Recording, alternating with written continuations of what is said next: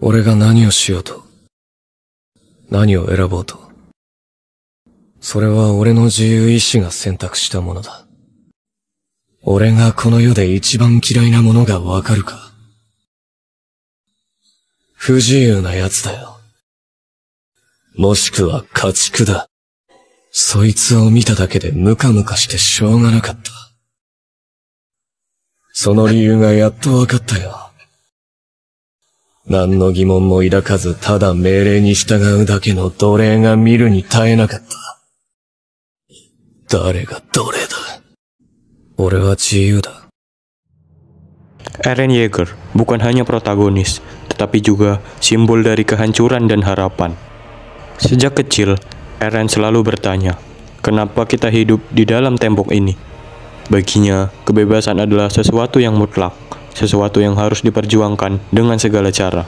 Ini menjadi alasan mengapa ia membenci para Titan dan rela bergabung dengan pasukan penyelidik.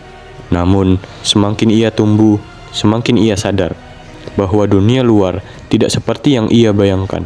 Bukan hanya Titan yang menjadi penghalang, tetapi juga manusia yang penuh kebencian dan konflik. Eren akhirnya menyadari satu hal, kebebasan hanyalah ilusi jika masih ada yang mengekangmu. Disinilah semuanya mulai berubah. Eren tidak lagi bertindak hanya berdasarkan kemauannya sendiri. Ia menyadari bahwa kekuatannya sudah menentukan jalannya sejak awal.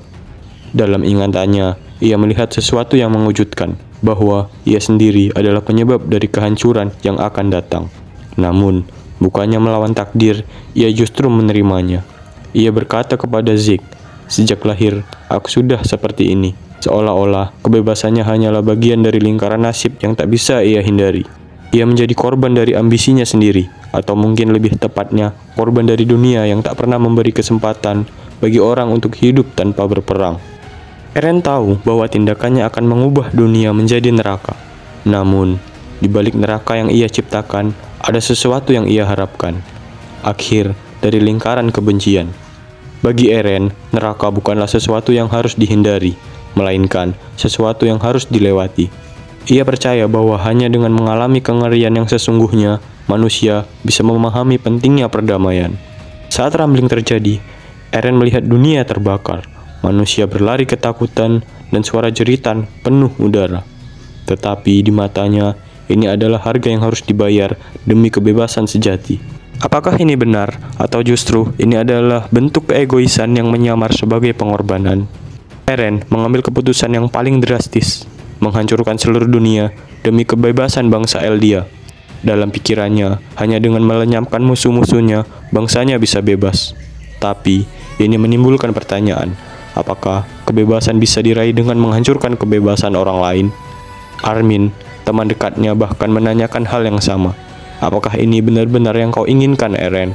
Jawaban Eren, ia tak pernah peduli apakah ia benar atau salah. Ia hanya ingin memastikan bahwa teman-temannya tidak harus hidup seperti dirinya, dalam ketakutan dan keterbatasan. Meskipun Eren menjadi simbol kehancuran, ia juga menyimpan sesuatu yang indah, kenangan bersama teman-temannya. Di balik semua kekejaman yang ia lakukan, Eren tetap menghargai momen-momen kecil seperti tertawa bersama Armin, menikmati keindahan laut, atau bahkan hanya duduk di bawah pohon saat angin berhembus. Ia tahu bahwa dunianya akan berakhir, tetapi ia tetap memilih untuk mengingat bagian terbaik dari hidupnya. Ironisnya, saat ia paling dekat dengan kebebasan, ia juga paling dekat dengan kematian. Eren berjuang demi kebebasan, tetapi pada akhirnya ia sendiri menjadi budak dari kebebasannya. Ia tidak bisa lari dari takdirnya. Ia tidak bisa mengubah masa lalu. Ia tahu bahwa pada akhirnya ia harus mati di tangan orang yang ia cintai.